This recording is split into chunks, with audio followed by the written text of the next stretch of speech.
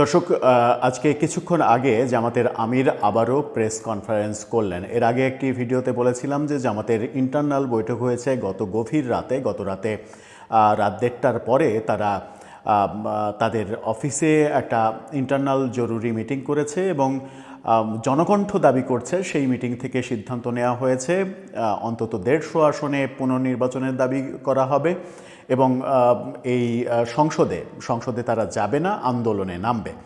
জামাতের আমির তার জোট সঙ্গীদের নিয়ে আবারও আজ রাতে কিছুক্ষণ আগে সংবাদ সম্মেলন করলেন এবং সংবাদ সম্মেলন করে অনেক কথা বলার চেষ্টা করলেন, কিন্তু সেই সংবাদ সম্মেলনের যদি একেবারে ফলাফল বলতে যাওয়া যায় তাহলে ইনিয়ে বিনিয়ে অনেক কথা আসলে পরাজিত হলে বলা, এটা বাংলাদেশের রাজনীতির একটা কালচার, যে কালচার থেকে কেউই বোধহয় বেরোতে পারবে না। সেই প্রয়াসই আমরা দেখলাম। গণভোট ব্যাপারে তিনি কথা বললেন। বিএনপির ঋণ খেলাপি প্রার্থীদের কেন নির্বাচন কমিশন ভোট করতে দিয়েছে এই প্রশ্ন আনা হলো।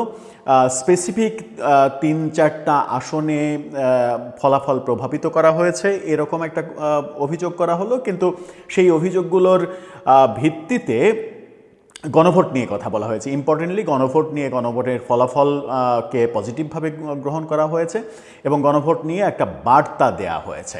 কিন্তু সব মিলিয়ে তার যে সারাংশ দাঁড়ায় সেটা মানে এই নির্বাচন প্রত্যাখ্যান করা, নির্বাচনে পুরো ফল করা হয়েছে, প্রভাবিত করা হয়েছে, সেই ব্যাপারটা আসলে মজবুতভাবে তারা বলতে পারেননি। কথা বলেছেন জামাতের আমির, এনসিপির আহ্বায়ক, সাথে খেলাফত মজলিসের আমির মামুনুল হক, তারা কথা বলেছেন। তারা কি বললেন এই কথাটা ছোট করে আলোচনা করব। পাশাপাশি আমরা মূলত দেখতে চাইব যে এনসিপি জামাত জোট যে মূলত দুইটা কারণে তাদের এই ভরাডুবি হয়েছে। তাদের ভরাডুবি আসলে বলা যায় না, কারণ জামাত রেকর্ড সংখ্যক আসন পেয়েছে। এর আগে তাদের আসন পাওয়ার ব্যাপারটা ছিল এককভাবে নির্বাচন করে সর্বোচ্চ 18টা আসন পর্যন্ত তারা পেয়েছিল, এর বেশি আসন তারা পায়নি। এবারে 68টা আসন পেয়েছে, এটা জামাতের জন্মের পরে সব থেকে ভালো রেজাল্ট। তবুও তারা খুশি নয়, যেহেতু তারা আশা করছিল তারা সরকার গঠন করবে। সেই ক্ষেত্রে আমরা দুটা কারণকে চিহ্নিত করতে পেরেছি, যে দুইটা কারণ মূলত এই জোটের সরকার গঠন করতে না পারার প্রধান কারণ হিসেবে আমাদের কাছে মনে হয়েছে। চলুন একটু আলোচনা করে দেখার চেষ্টা করি জামাতের আমির আজকের সংবাদ সম্মেলনে কি বললেন, তারা সংসদে যাচ্ছেন কিনা, আর কোন দুইটা স্পেসিফিক কারণে তাদের পরাজয়টা হলো। থাকবেন পলিটিক্স টিভির নিয়মিত আয়োজনে।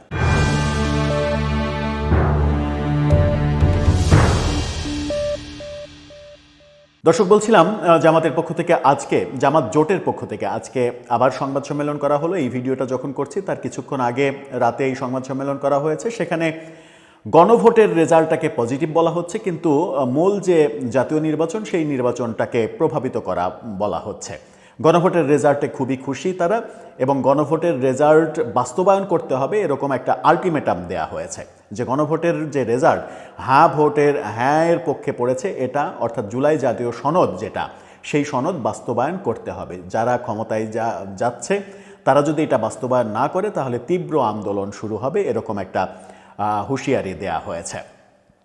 স্পেসিফিক 3-4টা আসন নিয়ে বলা হয়েছে যে এই আসনগুলো প্রভাবিত করা হয়েছে। তাতে কি পুরো নির্বাচন প্রভাবিত হয়? তারা যে 3-4টা আসনের কথা বলেছে, সেই 3-4টা আসন যদি তারা পেতেনও, তবুও তো বিএনপির 209-এর জায়গায় হয়তো 205 হতো, তার বেশি তো আর কিছু হতো না। সেই 3-4টা আসন কি? ঢাকা 8 নাসিরউদ্দিন পাটোয়ারি, তারা বলছেন যে এই আসনে নির্বাচন প্রভাবিত করা হয়েছে, ফলাফল মেনে নেওয়া হয়েছে। ঢাকা 13 মামুনুল হক যে আসনে মামুনুল হক পরাজিত হয়েছেন ববি হাজ্জাজের কাছে, সেটা দাবি করা হচ্ছে যে এই আসনটাকেও নির্বাচনে প্রভাবিত করা হয়েছে। বলা হচ্ছে খুলনার যে আসনে জামাতের সেক্রেটারি জেনারেল গোলাম পরোয়ার তিনি হেরেছেন, সেই আসন আলী আসগর লবি জিতেছেন, সেই আসনেও নির্বাচন প্রভাবিত করা হয়েছে। এরকম 3-4টা আসনের নাম তারা বলেছেন। তার মানে মোটা দাগে 300 আসনে 299টা আসনে ভোট প্রভাবিত করা হয়েছে, এরকম কোনো স্পেসিফিক কথা তারা বলতে পারেননি। এবং সেই কথার পরিপ্রেক্ষিতে আমরা মানে তাদের আসলে তেমন কোনো কথা আসলে ছিল না বলে নির্বাচন কমিশনকে বলেছে যে নির্বাচনের ঋণ খেলাপি প্রার্থীদের, বিএনপির প্রার্থী তাদেরকে ভোট করতে দেওয়া হয়েছে, এটা ওটা অনেক কিছু বলার চেষ্টা করেছেন। কিন্তু নির্বাচনের ফলাফলের পরে এসে ঋণ খেলাপিদের নির্বাচন করতে দেওয়া হয়েছে এই ইস্যু সামনে এনে আদতে আর কোনো কাজ হবে কিনা কিংবা এই কথার গ্রহণযোগ্যতা পাবে কিনা সেটা হয়তো প্রশ্ন সাপেক্ষ। যাই হোক, মানে জনকণ্ঠ যেটা দাবি করছে যে তারা সংসদে যাবে না, তারা আন্দোলনে যাচ্ছে, এই জোরালো অবস্থানটা ফাইনালি তাদের মুখ থেকে আমরা শুনতে পাইনি। তবে একটা কথা তারা বলেছে, জুলাই সনদ যদি বাস্তবায়ন বিএনপি না করে তাহলে তারা আন্দোলনে যাবে। অর্থাৎ পরবর্তী বাজার গরম হতে চলেছে গণভোটের এই ব্যাপারটা বাস্তবায়ন করা না করা নিয়ে, এবং সেখানে আমরা নিশ্চিতই বুঝতে পারছি যে বিএনপি জুলাই সনদের অনেক কিছুই বাস্তবায়ন করবে না কিংবা করতে পারবে না সঙ্গত কারণেই, এবং করা উচিতও না। অনেক কিছু রয়েছে, যেমন সংবিধানের মূলনীতি পরিবর্তন করা সহ বেশ কিছু ব্যাপার রয়েছে যে ব্যাপারগুলো আদতে পরিবর্তন করার কোনো মানে হয় না। সেই ব্যাপারগুলো বিএনপি করবেও না। সেই ক্ষেত্রে একটা আন্দোলন চাঙ্গা হতে পারে। এখন আসি যে জামাতের যে দ্বিতীয় প্রেস কনফারেন্স আনুষ্ঠানিকভাবে 11 দলীয় জোটের, সেখান থেকে মনে হয়নি যে এই নির্বাচন তারা প্রত্যাখ্যান করতে পারছে কিংবা করছে। তার মানে একটু আধটু যে অভিযোগ দিতে হয় সেই অভিযোগগুলোই তারা দিয়েছে, মোটা দাগে তারা নির্বাচনটা মেনেই নিয়েছে। এখন আসা যাক, নির্বাচন যখন তারা মেনে নিল তখন কোন দুইটা কারণে তাদের মূলত পরাজয় হয়েছে। এই দুইটা কারণের মধ্যে মূলত এনসিপি এবং জামাতকে কেন্দ্র করেই আলোচনাটা হচ্ছে। সকলেই বলছেন যে তাদের পরাজয় হয়েছে মূলত মবতন্ত্রের যন্ত্রণায়। এইবারের নির্বাচনে মূলত ভোট হয়েছে মবের বিরুদ্ধে, মব যে প্রতিষ্ঠিত করা হয়েছে গত 1.5 বছরে এটার বিরুদ্ধে। আরেকটা হচ্ছে স্বাধীনতার পক্ষে, মুক্তিযুদ্ধের পক্ষে। মুক্তিযুদ্ধকে নানাভাবে কলঙ্কিত করা, হঠাৎ করেই স্বাধীনতার নতুন ঘোষক আমদানি করা, মুক্তিযুদ্ধে মানে নিজেদের মুক্তিযুদ্ধে অংশগ্রহণ করতে তারা করেছে জামাত, এরকম বক্তব্য দেয়া, নানাভাবে মুক্তিযুদ্ধ গত 1.5 বছরে আমরা দেখেছি। মানে এমন কথাও বলা হয়েছে যে 14ই ডিসেম্বর যে বুদ্ধিজীবীদের মারা হয়েছে, আমাদের দেশের শত শত বুদ্ধিজীবীদের টার্গেট কিলিং করা হয়েছে, সেই ব্যাপারটা পাকিস্তানি হানাদার বাহিনী করেনি। সেই ব্যাপারের সঙ্গে তৎকালীন রাজাকার আলবদর আল শামসদের যোগাযোগ ছিল না। এই ব্যাপারসহ নানাভাবে যে মুক্তিযুদ্ধকে ছোট করার ব্যাপার, বিশেষ করে গত ডিসেম্বর মাসে যে ব্যাপারটা হয়েছে, ডিসেম্বর মাসে মূলত মুক্তিযুদ্ধ ইস্যুতে জামাতের জনপ্রিয়তায় অনেক বেশি ভাটা পড়েছে। এই মুক্তিযুদ্ধ ইস্যুটা অনেক বড় ভাটা হয়েছে। এর সাথে এই দুইটার সঙ্গে সেমি সম্পর্ক তৈরি হয়েছে নারীবাদী ইস্যু।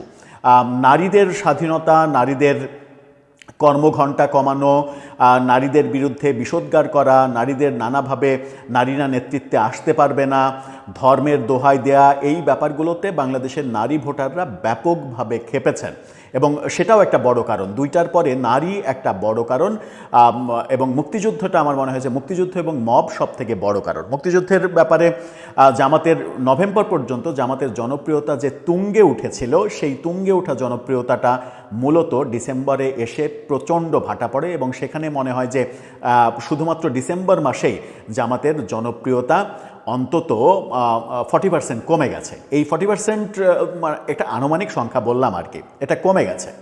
এরপরে যেটা এসেছে সেটা হচ্ছে মবতন্ত্র। মূলত মবতন্ত্রের পেছনে মূল দায়টা এনসিপির কাঁধেই যাবে, কারণ সারা দেশে গত 1.5 বছরে যত মব হয়েছে সেই মবগুলো মূলত কখনো এনসিপি, কখনো বৈষম্য বিরোধী আন্দোলন, কখনো সমন্বয়ক, কখনো জুলাই যোদ্ধা, আর কখনো তৌহিদি জনতা, এই ব্যানারগুলোতে কাজ করা হয়েছে, এবং কোনো ব্যানারেই সরাসরি জামাতের সম্পৃক্ততা ছিল না। অনেকে বলেন যে তৌহিদি জনতার ব্যানারে যে কাজগুলো করা হয়েছে সেগুলো জামাতসহ বিভিন্ন ইসলামিক দল, আল্লাহ মামুনুল হকের ইসলামিক দল সহ যে দলগুলো ধর্মভিত্তিক রাজনীতি করে, তারা তৌহিদি জনতার নামে যে ব্যাপারগুলো করেছে, মবগুলো করেছে, এবং মাজার ভাঙার ঘটনাগুলো ঘটেছে।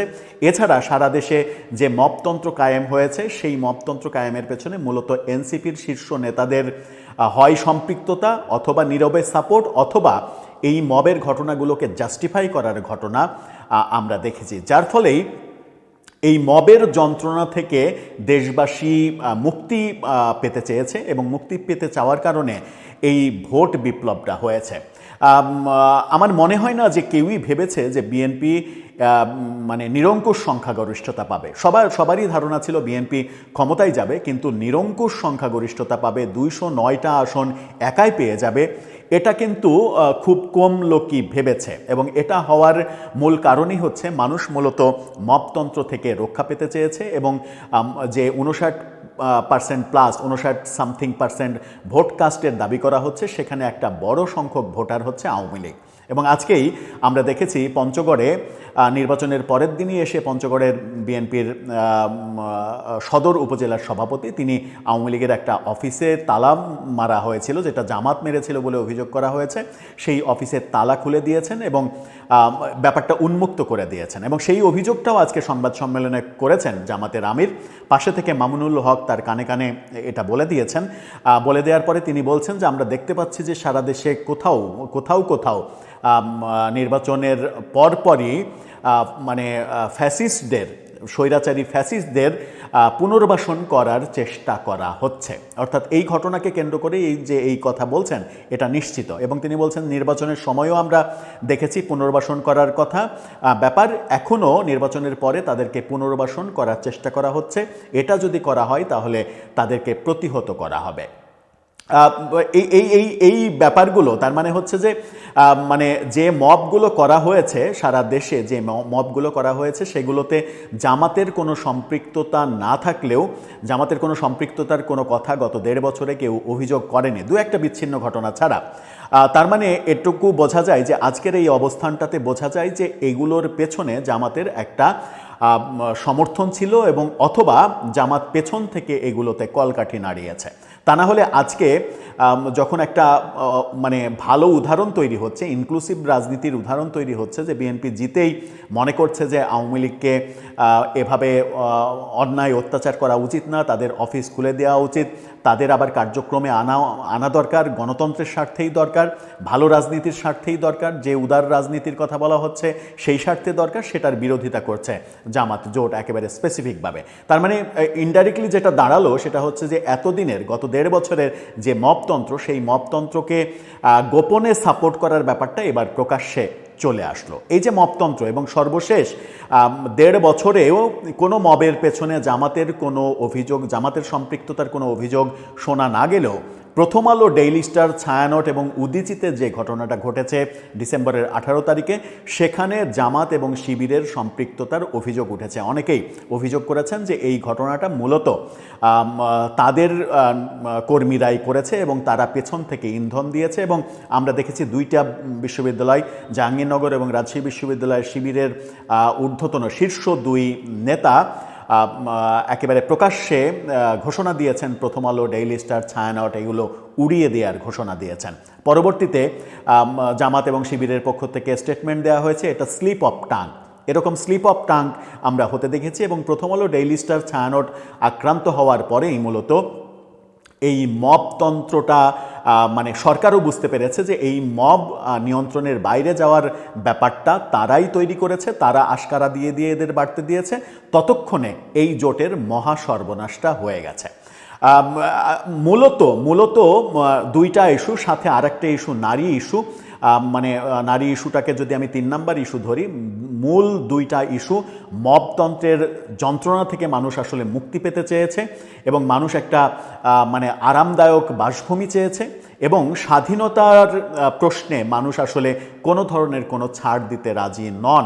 বাংলাদেশের মানুষ মুক্তিযুদ্ধের বিপক্ষে যে কোনো সিদ্ধান্তের বিরোধী যে, সেটা প্রমাণিত হয়েছে। এবং সরকারেরও মুক্তিযুদ্ধ এবং 72-এর সংবিধানকে নিয়ে কাটাছেঁড়া, 72-এর সংবিধানকে তুচ্ছ তাচ্ছিল্য করা, আলী রিয়াজের 72-এর সংবিধান ফেলে দেওয়ার চেষ্টা, এই ব্যাপারগুলোর বিরুদ্ধেও বাংলাদেশের মানুষের একটা ভোট বিপ্লব হয়েছে বলে মনে হয়।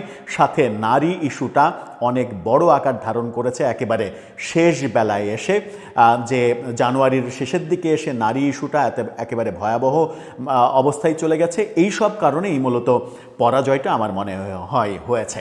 এই ব্যাপারগুলোতে তারা যদি সাবধান থাকতে পারত এবং এই মুক্তিযুদ্ধের বয়ানের ক্ষেত্রে তারা যদি ডিসেম্বর মাসটাতে নিজেদের জনপ্রিয় হারিয়ে না ফেলতো, মুক্তিযুদ্ধের বয়ানে তাদের যে ৭১-এর কর্মকাণ্ড তার জন্য একেবারে পরিষ্কারভাবে দলীয়ভাবে তাদের অবস্থান পরিষ্কার করা যে আমার আগের প্রজন্ম ভুল করেছে, আমরা তাদের জন্য নিঃশর্ত ক্ষমা চাই, আমরা এখন নতুন প্রজন্ম, আমরা ওই দায় আগের দায় নিতে চাই না, আমরা স্বাভাবিক একটা রাজনৈতিক দল হিসেবে আপনাদের ভালোবাসা পেতে চাই, এই পরিষ্কার অবস্থানটা যদি তারা দিতে পারতো তাহলে আমার মনে হয় যে এই ভোটে ৬৮টা আসন যেটা হয়েছে, যদিও জোট করার কারণেই এটা হয়েছে, কারণ সারা দেশে এনসিপি কিংবা ছাত্র জনতার ইনফ্লুয়েন্স অনেক রয়েছে এবং ইয়াং জেনারেশন মনে করেছে যে দাঁড়িপাল্লাই ভোট দিলে ছাত্র জনতা অর্থাৎ এনসিপির নেতারা কিংবা ছাত্ররা, তরুণরা সুযোগ পাবে, তারা সংসদে যাওয়ার সুযোগ পাবে এবং জুলাইয়ের বিপ্লব সফল হবে। এই কারণে কিন্তু একটা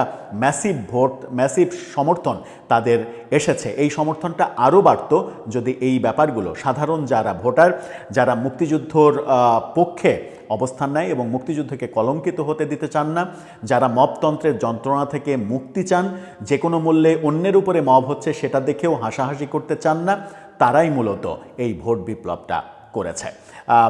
আমরা যে ব্যাপারগুলো দেখছি, অর্থাৎ এই মুহূর্তে এসে আজকের সংবাদ সম্মেলনেও যে অবস্থানটা দেখলাম যে আওয়ামী লীগকে পুনর্বাসন করছে বিএনপি, যে তার পরের দিনে এসে এই অভিযোগ করে এই জোট নিজেদের আরও বেশি ক্ষতি করে ফেললো, কারণ এটা প্রমাণ হয়ে গেল যে তারা মুখে বললেও আদতে বাংলাদেশে একটা ইনক্লুসিভ পরিবেশ চায় না। আওয়ামী লীগের অপরাধী যারা, যদি শেখ হাসিনা অপরাধী হয় কিংবা আর যারা অপরাধী রয়েছে, অপরাধীদের বিচারের প্রশ্নে কিন্তু বাংলাদেশের মানুষ কখনোই না বলেনি। অপরাধী যারা তাদেরকে প্রমাণ সাপেক্ষে তথ্য প্রমাণ করে তাদেরকে বিচার করেন, কিন্তু তাই বলে সারা দেশে কোটি কোটি আওয়ামী লীগের যারা সমর্থক, যারা কর্মী, তাদেরকে যদি আপনি বঞ্চিত করার থিওরি আজকে এসেও দিতে থাকেন, সেই ন্যারেটিভ তৈরি করতে থাকেন এবং বহির্বিশ্ব থেকে নিয়ন্ত্রিত হন, বহির্বিশ্বে যদি আপনি দুইটা পীর বানিয়ে রাখেন, যে পীরেরা আপনাদেরকে নিয়ন্ত্রণ করবে, আপনাদেরকে নানাভাবে উস্কানি দেবে এবং ধারাভাষ্য দিয়ে কখনো প্রথম আলো, ডেইলি স্টার ভাঙাবে, কখনো ৩২ ভাঙাবে, এটাকে যদি আপনারা জায়েজ বানাতে চান তাহলে বোধহয় এর পরের বার আরও বেশি ভরাডুবি হয়ে যাবে। আমার মনে হয় এখান থেকে একটা লার্নিং তাদের হওয়া উচিত যে আমাদের কোন পথে যাওয়া উচিত। দর্শক, আপনার মতামত এই ব্যাপারে জানিয়ে লিখতে পারেন আমাদের কমেন্ট বক্সে।